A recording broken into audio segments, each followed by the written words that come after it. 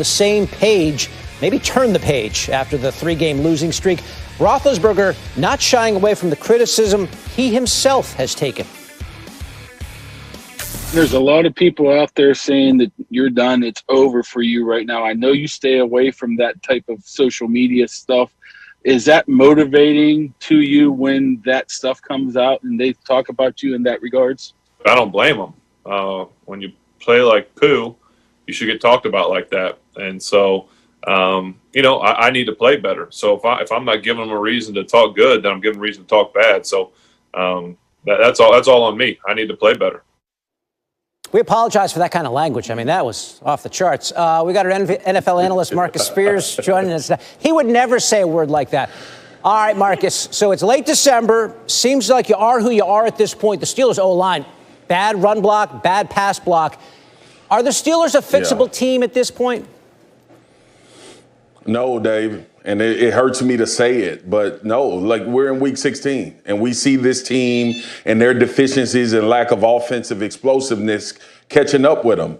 My colleague Mina Kimes, who's on NFL Live with me, told us early in the season, like week 3 or 4, that this offense wasn't going to be sustainable as the season went along. And now you're starting to see it, like the Cincinnati Bengals defense. Their defensive secondary got in the wide receivers from Pittsburgh, made it difficult for Ben to throw that ball as fast as he's been throwing it. And now when you don't have an establishment of a run game, there's nothing to buffer it. There's nothing to get away from, that calling card, that standard, that foundation that the Steelers have always had. Quite frankly, they don't have it. And that is physical at the line of scrimmage to either be able to run it or to stop people from running the football. I know there's injuries on the defensive side, but offensively for the Pittsburgh Steelers, I do not see a fix. This is the way they won 11 games, and now that they're getting into the back half of their season and they're starting to see better defenses, teams are ramping it up for the playoffs, and teams have a beat on you for what you do offensively.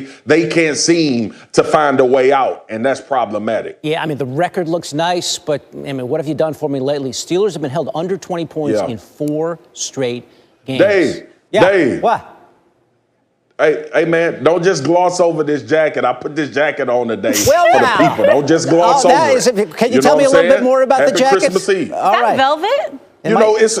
It's velvet. And it's a festive color. This is my Jay Hilburn folks coming through, my suit people. And I just wanted to put it on here to make sure it didn't get glossed over on these holidays, man. I buried the lead again, Marcus. I apologize. I apologize for Ben Roethlisberger's language and for not mentioning your jacket there. Merry Christmas to you and yours. My jacket is not poo. Jacket is not poo. No, it's not. No. Thank you, sir. Thank you. Imagine when me and him do a split screen later on in the show. Hello, Merry Christmas. Coming up, the NBA's fresh faces make their first impressions. We're going to run down the rookies making up the biggest impact in their first game. And speaking of rookies, last year's Rookie of the Year going off. John Morant with his big night. It's coming up on SportsCenter in our half-hour headlines. And the Vikings have given the Saints recent trouble when it comes to the playoffs. This year, though, it is the Saints who control their own destiny. New Orleans looks to snap a 2-game losing streak. And with a win or a Bucs loss, that would clinch their 4th straight NFC South title. Now, Drew Brees, he returned from injury last week and had a kind of tough performance. So he knows it's time to get back on track. We understand that we've sealed a playoff spot, but the most important factor right now is for us to win and win the division, right? And then continue to kind of build on and ascend going into the playoffs. And listen, I missed the last 4 weeks. I'm trying to kind of get back into it again and get the feel and the rhythm and all that. So at the end of the day, we're only going to get better week to week from now until the end of the season and then going into the playoffs. And so is that an emphasis? Yes, absolutely. Marcus Spears joining us again. So the Saints, they're coming off 2 straight losses. They're coming off Drew Brees struggling in that game. So what do they need to do to get back in that win column? Yeah, Ash, obviously get Drew Brees back to form before he left. But I think Alvin Kamara needs to have his stamp put on these games. And he's been playing good.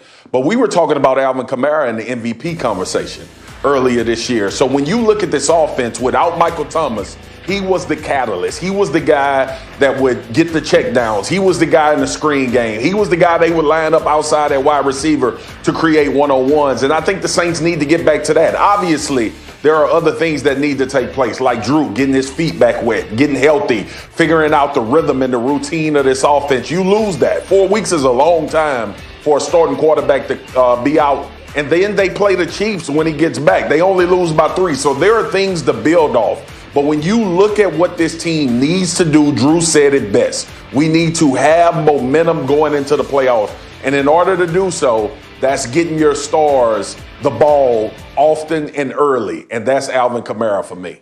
Now, this is SportsCenter, but it's also like a Christmas special because look at us.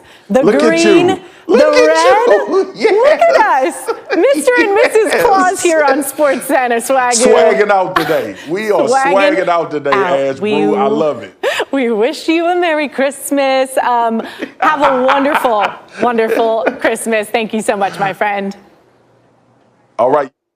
I didn't get the memo. I mean, nothing. They didn't tell me anything. Next time. Anyway, obviously this year gave us a little more time on our hands than we really wanted. Bunkered in our homes, cabin fever, nothing to do, and all day to do it. It's said that idle hands